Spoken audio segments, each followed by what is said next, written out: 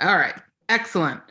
Well, thanks for coming to the session on Australia and New Zealand. As Jessica said, my name is Wendy Lombardo, and I'm the Associate Director for Institutional Relations at Arcadia. And I work with schools around the Northeast and Midwest to talk about the Arcadia options that we have available. And I will like to also introduce Nick Dowd, who's our resident director in Australia, and I'll let him just give a little bit about himself. G'day everyone, my name's Nick. I actually live in Sydney where it's the morning. I've just had my coffee, so I'm good. And I've worked in the study abroad industry for about 20 years, predominantly at UNSW. I have been, which is the University of New South Wales, so quite knowledgeable about that facility. And have been with Arcadia now as the resident director for about 18 months. So still have not seen any students on the ground. Very much looking forward to seeing you very soon. But we'll get into it later. Great. Well, good. So I was hoping that we'd also have our director from New Zealand, but she had another appointment. So I'm going to talk a little bit about the New Zealand program that's approved, but I'm going to talk a little bit, do a bit of an overview of Arcadia. Arcadia is an actual university just outside of Philadelphia. We've been doing study abroad for many, many decades, as you can see, since 1948. And we pre-COVID, sent about 2,500 students abroad a year. And we've worked with Northwestern for a very long time. I've worked with them with the office and with students there for about 8 or 9 years now. So I know you guys well, I know what you're looking for, and happy to talk to you, give you some info about the programs. So we do have semester and year-long study abroad opportunities, and that's what we're going to primarily focus on today. We do have some STEM opportunities as well, which we can touch a little bit on, as well as summer study abroad. One of the most helpful tools that we have on our website is our program finder. And I'm going to go back to this a little bit later after we talk about programs. But the program finder, the really good thing about this is that it will help you narrow down your options. So if you know what semester you're looking for, you know what area of discipline area that you're looking for, and the location, you can put all that information in, and it will give you the opportunities that are available through Arcadia. Now all of the opportunities that you're going to find on this program finder are things that are pre-approved by Northwestern. So you just want to make sure that you're checking the list against what is approved by Northwestern, so you have the most accurate opportunities available to you. So I put all of the programs on here that are approved by Northwestern for Arcadia, but like we said, we're going to focus on Australia, New Zealand today. And I'm going to turn it over to Nick now so that he can talk a little bit about our programs in Australia and what he and his staff do there.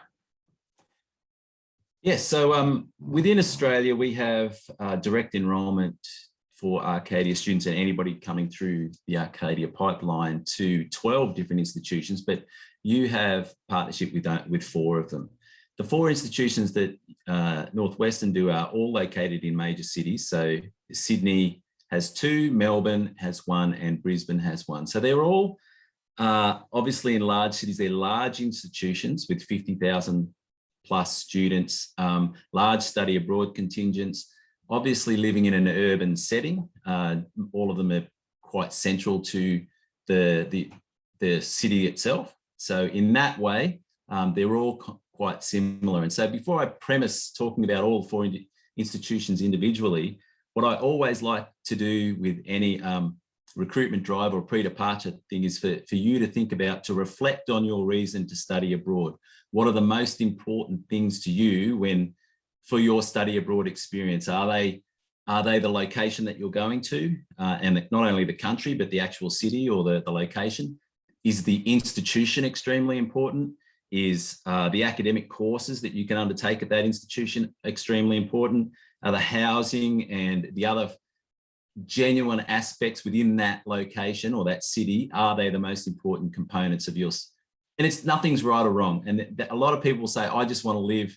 I've had people come to UNSW primarily because it is 10 minutes from the beach. And that's what they want. They want to live in a place and study where they can go to the beach every day. And that's fine. but just realize that UNSW has limiting factors with courses or for certain individuals. So just reflect on your reason to study abroad, pick all the reasons what are most important to you, and then that may help you with your location. If my accent is really annoying, please let me know. And if I'm talking too fast, Wendy, Jessica, please let me know, because I will start becoming, because I'm from the country, so I'm a little bit, I talk in a little bit of slang at times. So Wendy will pick up on me for me. So the first institution, University of Sydney, is Australia's oldest institution. Obviously, Sydney was the first city that was developed in Australia. Maybe just go back for me there, Wendy. And so, yeah, the University of Sydney is probably the oldest. It really specialises in health sciences. That's where I did my postgraduate masters in exercise sports science. It's very strong in the sports science industry. Anything health science related, chiropractic, radiology, medical sciences, medicine, nursing, all of those sorts of things. Obviously, humanities, very strong in engineering. That campus is very central. It's in the city, so only buses to everywhere in the city, so the Opera House and the harbour and everything like that. And it's located next to Newtown, which is the very kind of, I won't say hippie, but, you know, just very trendy, funky sets of people in that area. Great restaurants and cafes and bars and pubs. So it's really, really lovely lifestyle. All of our housing relating to University of Sydney is off campus. We don't have any locations on campus, which is, the reason for that is usually expense, to be brutally honest with you. And so they're not very far away. They're very simple walks. And it's a large proportion of study abroad students. So you wouldn't be feeling alone at all in your experience at the University of Sydney. In fact, all four of the institutions are very similar. They're probably the four largest institutions in Australia that receive study abroad students. So they're not only from the US, they may be a lot of Scandinavian students and European students, and now just trickling through into the Asian market as well, by that South Korea, Japanese market. So it's you get some variety with the students that you would meet. So if it's an experiential learning environment that you're after, then these are the facilities for you. So yeah, University of Sydney, a little bit more old school, focusing on those health sciences. They've got everything, but humanities, engineering, and very central city location. So if we go to the next one, which was probably where I worked for so long, you see in brackets, I put UNSW Sydney. The University of New South Wales do not call themselves the University of New South Wales anymore. They call them UNSW Sydney. And the reason for that is for years and years and years and years, everybody thought they were from South Wales, in Wales. And so at international universities would think that. So they've rebranded themselves about 10 or 15 years ago, and they just call themselves UNSW Sydney. So that brand is now out there in the marketplace. It's a relatively new institution, 1949. It's a very modern, urban, tight, small campus with everything on it. Again, 50,000 students. Their strength traditionally as a technology institution was STEM and their business programs. They were their strengths. They still have every other course available, but they were their strengths back in the day. They are the premier leader with the group of 8 in Australia, and they're probably always ranked either 1 or 2 of Australia's leading research intensive institutions.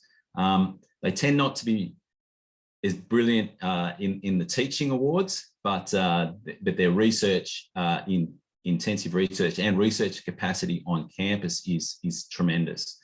As I mentioned previously, this campus is very close to the beach. It's in the eastern suburbs of Sydney, so it's quite a wealthy area to live, but it's only a 30-minute bus or tram ride into the city, so it's very easy access to anything that's happening in the city or the eastern suburbs with regard to sporting events or cultural events or anything that's happening at the time. And all of opposite to the University of Sydney, all of our housing locations for UNSW are actually on campus. So they're all self-catered facilities. So you've got to cook for yourself, which is a really good experience anyway. You have everybody in there cooking together, So you usually get 4 or 5 mates together and you cook one night for all 4 or 5 of them, then you get a meal for the next 4 or 5 nights from the others, which is always a benefit. So that's UNSW. I'm trying to keep it relatively brief. University of Melbourne, obviously Melbourne is the capital of Victoria in the southern state of the country. It's been crowned world's most livable city for 7 years straight, but I'm from Sydney, so I giggle at that all the time because it's usually cold down there. And I'm saying cold for Australia. Yes, as in Sydney and Brisbane are the far better locations to live if weather is the important component to you. It's always ranked in one of the top 40 universities in the world. University of Melbourne and ANU are the 2 highly ranked ones in Australia, and then Sydney University and UNSW kind of in the next little tier around the 50 to 60 mark. They have an enormous amount of international students at University of Melbourne, not only doing study abroad or exchange, but as in full-time international students. So this COVID pandemic has been quite, hit University of Melbourne quite hard. So over 40% of their student base would tended to be international. But really central campus again, quite a nice, large, leafy campus that you can walk around. Any course, study abroad courses are available at University of Melbourne. Their strengths are that they're large and they have massive amounts of depth in all of their course ranges. And again, housing is available both on and off campus there, so there's a choice. But the on campus are all catered and living in dorms with Australian students, which is a tremendous option. And the off-campus would all be living with international students only, but no Australian students. So that's another reason to reflect on your study abroad experience.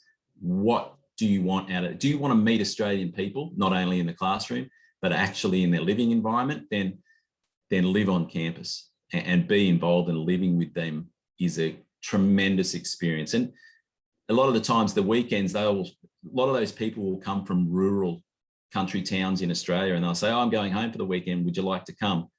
Always say yes, because they're places that you can go to that you would never really go to yourself, and feel really comfortable and get home cooked meals from mum and dad, and it's usually tremendous. And the last institution. Before you go on to the last institution, I'm just going to hop in and say cold in Melbourne is nowhere near like cold in Evanston. So if weather is a reason, Melbourne is as good a location as anywhere, because the wind coming off of Lake Michigan, you'll never feel that in Melbourne.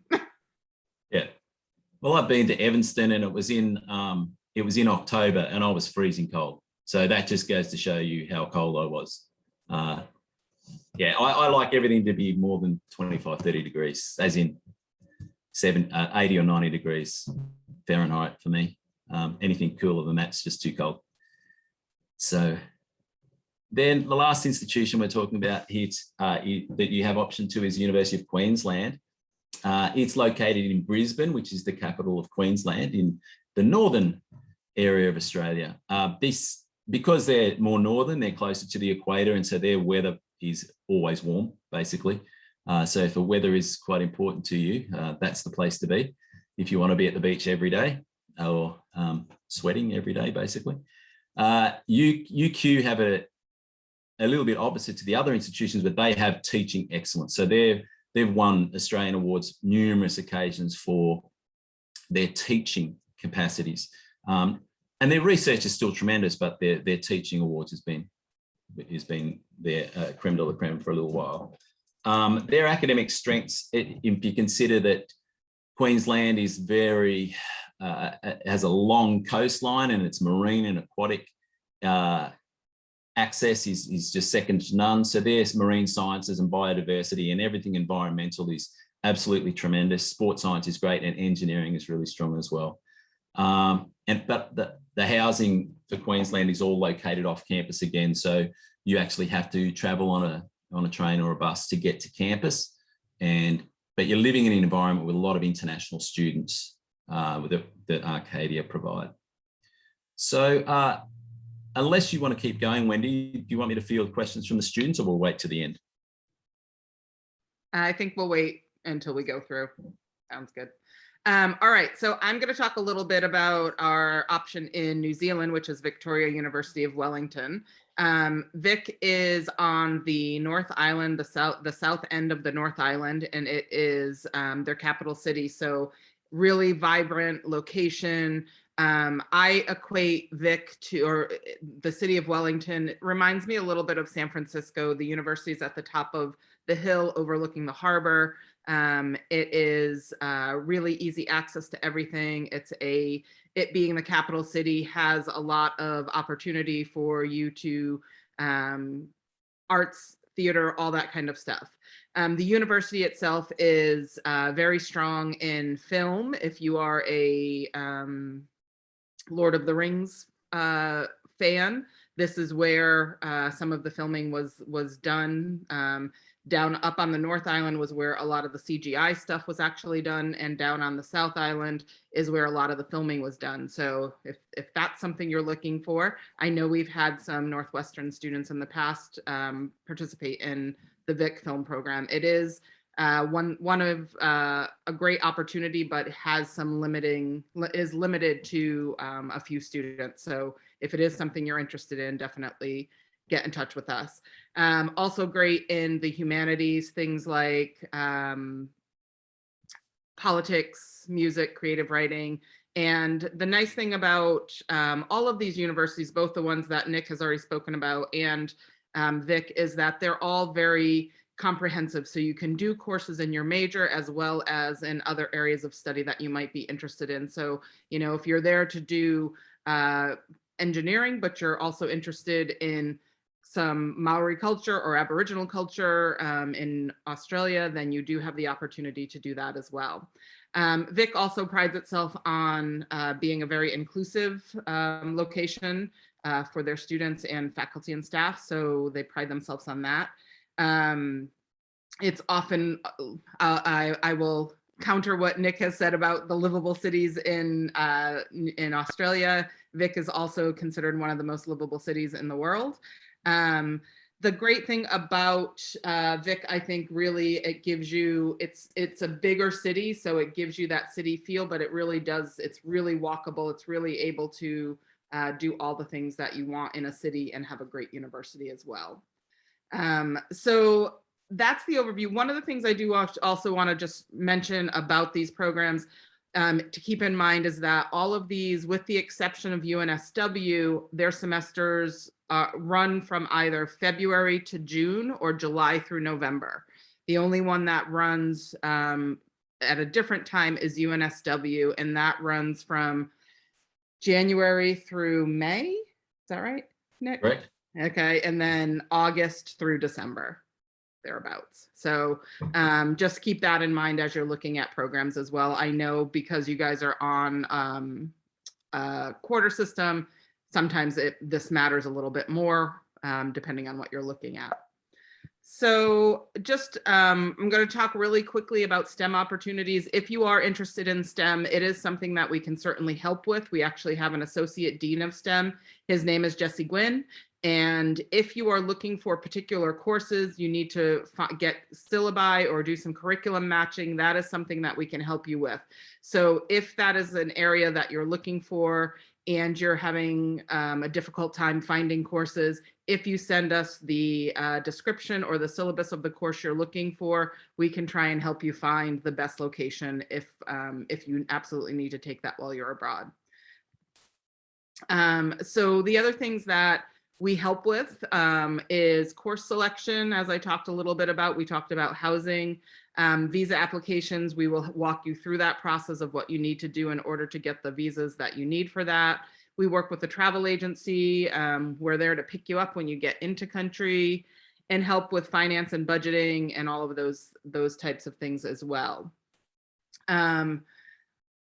Nick, do you want to talk a little bit about the student experience and how you and the staff and New Zealand staff works with the students? I sure can, since having never implemented it myself just as yet, but in my head, this is what will happen. So look, upon arrival, to both New Zealand and Australia, you're met at the airport. We go straight into an orientation program that will last 3 to 4 days. usually not too far away from, the airport. It's not like we throw you on a bus and then make you travel 4 hours, especially after you've just been in a plane for 16 hours and whatever distances that you've traveled prior to. So the orientation experience is not only to get to know the program for your institution that you're studying at, but the Arcadia staff in country, and also a little bit of an introduction to the location and the culture that you're going to be living in for the next 6 months. I think the important thing to recognise is that even though things look the same in both New Zealand and Australia compared to the US, you'll see the same McDonald's signs and you'll see the same kind of visual representation around the place. And for the most part, you'll see the same sort of faces. Culturally, they're very different places, and expectations of those locations can be quite different. So we, as our staff, are there to help you transition from your home into our country and then into the institution that you're studying abroad at. And we're always available. It's not like we're just there for orientation and then we drop you off and just go wipe our hands. It's not the case. We're there to meet you once a week. We'll have coffee on campus. We'll have activities during the course of the year. We'll have a weekend away where we just are Arcadia students from that institution or maybe one of the others, and we'll go away for the weekend to just, not only see somewhere different or to visit a new location, but just to reflect on how everything's going, talk and discuss that amongst ourselves at the time. And a lot of those other excursions and extracurricular activities can be sporting events or cultural events in the city or whatever's happening at those particular cities or locations at that time of year. So we're always there for you. We're always on call. And for the most part, we don't live too far away. We've got staff members. I only got 4 staff members in Australia at the moment, and 2 are in Sydney, one's in Melbourne, and one's just south of Brisbane. So hope we'll probably have more staff members when we start, and we'll also have casual staff members who will be trained and will understand the situation at the time with them as well. And we also have staff in New Zealand on the North and South Island. So they're there for support as well, doing excursions and all of those types of things. So before I go to this, I'm actually going to go back to one of the things that I had talked about. So this is the program finder, and on here, like I said, you can choose what major you want. So if you go in here and you decide you're a computer science major and you are interested in Australia, actually we'll not do all, we'll do Brisbane, Melbourne, Sydney, since those are the ones. And then if you click view programs, it's going to bring up all of the opportunities that are available. And like I said, not all of them are ones that are pre-approved by Northwestern, but several of them are. You'll see the 4 locations that are approved. So this is a good place to start just so you can narrow down your options. This doesn't narrow it down very much because all the 4 institutions in New Zealand or in Australia are available. So what you can do from there is then you'll click into one of those, and I pulled up University of Sydney as an option. And just to give you a little bit of information of what's on this page is you're going to have a little bit of the overview of the school. The stuff down the right-hand side is what's really going to be useful as you are looking deeper into these programs. One of the first things I want to point out is the GPA requirement. Now, the GPA requirement for many schools, you'll see a GPA requirement recommended and for consideration. Sometimes it'll be the same. So for some institutions, it's recommended and for consideration would be 3.0. For University of Sydney, it's recommended at 3.0, which means that's what Sydney would prefer you to have to apply. But they will consider you if you have a lower GPA. Sometimes they may ask for an additional academic reference. They might ask for you to write why your GPA is lower or things like that. So that's just so you know about the GPA opportunity or recommendations there.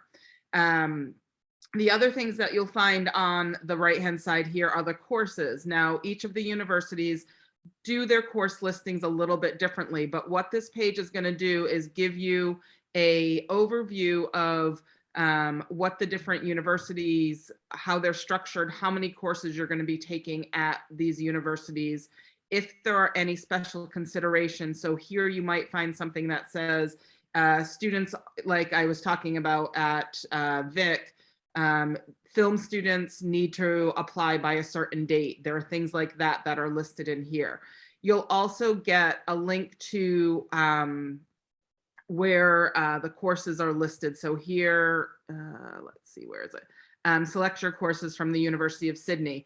So what that will pull up is the University of Sydney actual course page. Now, these are all different depending on the university, but a lot of them are going to be able to give you an opportunity to search courses by a keyword or go into a specific department and see what kind of courses are available for these types of things. So you'll get some information here about the different course structure and what courses are available. And then if you click into them, it will bring up information about the courses that are available. It'll usually give you a short description about it and a little bit about the assessment. Now, if you do need further information in order to get major credit for it, this is where we can help you get a syllabus if you need to bring that back to your department in order to speak to, in order to make sure you're getting credit for that. All right, and going back to this page, the other things you'll have on here is information about housing. For each location, Nick talked about the different housing opportunities, but it will have what the different housing opportunities are at each of the universities, just to give you a bit of an overview about that. And then meet the staff. You'll be able to see who the staff are in country and in the US. Excursions and activities, which we mentioned. This will give you a brief overview of things that have been done in the past. And again, remember, all of these are pre-pandemic, but I would assume that a lot of these will be similar, but there will be opportunities for excursions. And then I think the only final thing I wanted to point out here is we do have the dates and fees. We're working on getting that information updated right now. So we will have that, but generally I gave you an overview of when the time frame is there. So next steps basically is working through Northwestern's application process. And depending on what you're looking at for programs, what's the deadline for Northwestern, Jessica?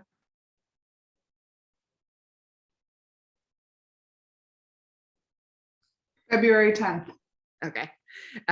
So the deadline for Northwestern will be before any of the deadlines that we have. So you'll be able to get through that process and then start the application process in our system. You can get into our system at any point, and I'm actually going to put in the chat a link to a sign-in sheet so that you can get into our system and that we can send you updates, reminders, emails, that kind of stuff. But this will, the application process you go through, you'll be working with a program advisor once you decide which program you're looking at, and they'll walk you through the application process. We do also have scholarships that are available that you can apply for through us directly, but you'll also be working with the financial aid office at Northwestern to get some information about how your financial aid will work while you're abroad as well. So that's our overview, and I will open it up for questions. Stop sharing this and see what kinds of questions folks have.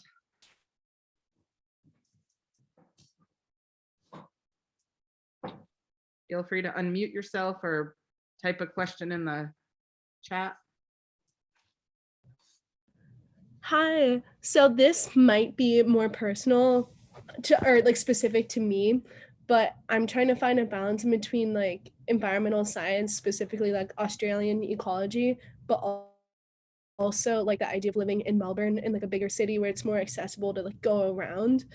How should I or I guess maybe who should I talk to try and figure out like which one is more important to me, like just the academic material versus like the experience as a whole, because both would be beneficial in my eyes. My answer is all of those institutions, the 4 institutions that you have options through Northwestern, are going to have strong environmental science courses. So you want to have a look at those initially at each institution to make sure they're interesting to you, that they can transfer the credit, all of those sorts of components to it. And remember that all of the 3 cities in Australia, I shouldn't say this because I live here, but they're actually quite similar in many ways. It's just that they're capital cities of different states.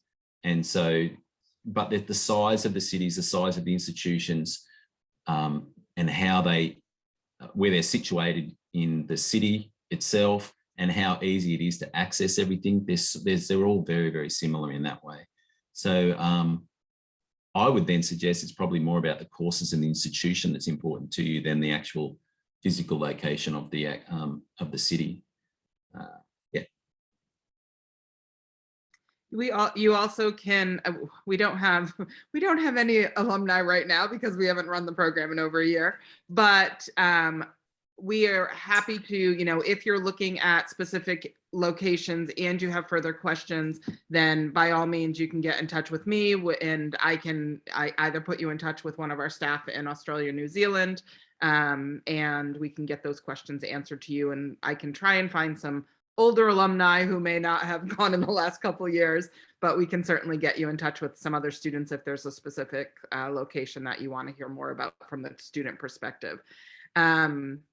And I would say as a non-local person, I think in a lot of ways the cities are similar, but they're also a little bit different. I mean, I don't know where you're from, but for me, I look at Melbourne has a Boston type feel, whereas Sydney has more of a New York City type feel, just in terms of the size and that kind of stuff. And Brisbane actually was, I'd gone to Brisbane the first time I went to Australia, and then went there recently, and they've really changed a lot and have become a very interesting and trendy city.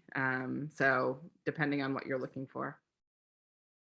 I see there's a question about what's the balance between coursework and excursions in New Zealand, and what support does Arcadia have for organizing hikes and other excursions in New Zealand? So all of our excursions in New Zealand are included in the fee that you pay for the program. So there are a variety of options that happen throughout the semester. There's and it depends on what you guys would be going to Victoria University of Wellington. So there are hikes that are available. Actually, our staff member, Caitlin, is based right in Wellington. So she will be doing activities and excursions directly for the students on the North Island. But the orientation that you guys would go through would happen in Rotorua. So you have an opportunity to be down in another part and have an experience there. The nice thing about all of these universities, when you go as a student, you actually have all the rights and possibilities as a full-time regular student. So you can join clubs and societies at all of these universities. And there are everything from hiking, trekking, to water polo, to food groups, to science groups. All those types of things are available for these clubs and societies that you can join on campus. So just like you would do on the Northwestern campus, you can become an active member of these opportunities as well. I'm just going to, Yep. Sam there also asked about the COVID situation for the programs in our 2 countries. So a really quick, brief description as what's happened here for the last 18 months, 24 months is Australia and New Zealand, both being islands, we've had the capacity to just try and block ourselves off from the rest of the world. So we've actually been locked off. You could not fly into our country or fly out of our country for the last 18 months. So we've had quite minimal COVID outbreaks compared to the rest of the world. By minimal, I mean, if we have 50 or 100 outbreaks in our city, we go into lockdown. And that's that. And we just, in New South Wales, we just spent 4 months in lockdown, and we've just come out. And we got up to about, I think there was about 17 or 1800 cases a day at the maximum. And then now we're back down to about 200 cases a day. Now we've just started to open up. We've got to, our vaccination rates are very high compared to a lot of other countries. So in my state of New South Wales, we are at 80% of people aged 12 and above are fully vaccinated, double vaxxed, and single vax are about 92%. So there's still people trying to get through. And then we will make the decision about the 5 to 12-year-olds early next year. So the double vaccination rate being quite strong has allowed us to now open. Just yesterday, the 1st of November, was the first time Australians could return home without having to quarantine. So there's no quarantine for Australians anymore. We have some paths, like we've just opened to Singapore, we've just opened to the South Island of New Zealand, so we can go reciprocally to those locations. And Australian people can leave Australia and return, but we still haven't got any tourism coming into the country yet. I foresee that will probably start February or March next year.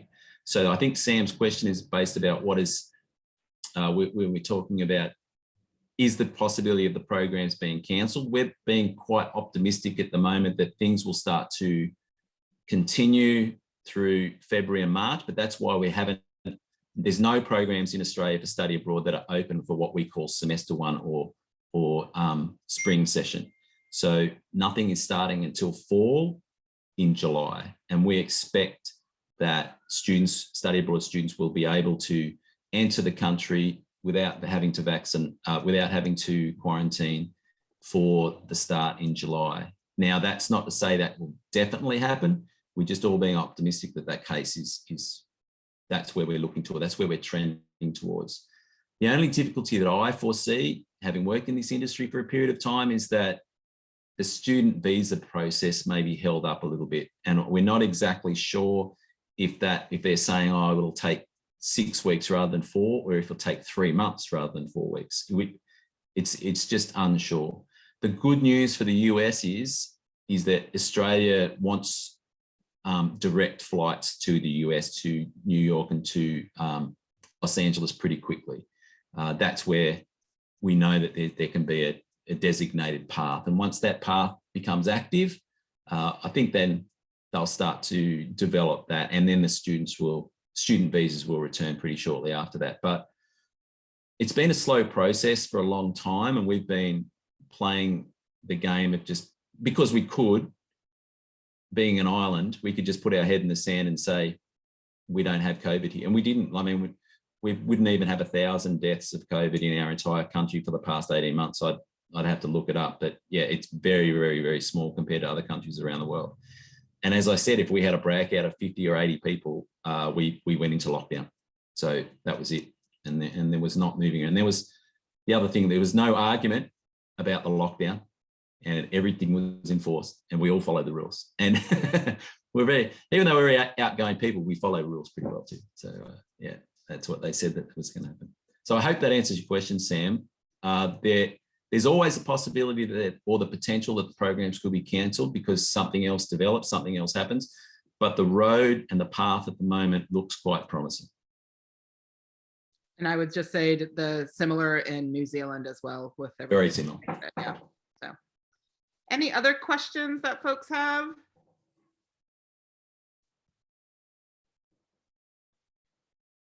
Anything else, Jessica, that you want to add?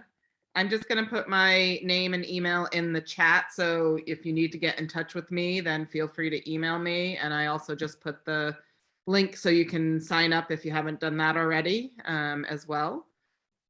No, I put a link to our Connect with Students section. As Wendy said, we haven't had students in Australia or New Zealand since fall of 2019, but their contact information is there. So you can feel free to reach out to them. Some of them may still be on campus, and if not, reachable by that email, hopefully. No, the application is going to open end of this week or early next week, so keep an eye out for that. Deadline is February 10th for fall programs. The advisor for Australia and New Zealand is Carmen Hernandez. She couldn't be here today, so that's why I'm here, but she will be your contact and the person you'll want to schedule an appointment with in our office. Otherwise, thank you, Wendy. Thank you, Nick. This has been really great. I learned a lot. So thank you all for joining. And Nick, I kept getting weirded out when you're like, yesterday was November 1st, because you know, today is November 1st. And I'm like, what are you talking Well, it's true, isn't it? Right? I know. Time. We're ahead of the world. I know, right? All right. So thank you, everybody, for joining, and take care. Thank you. Good one. Thank you, everyone.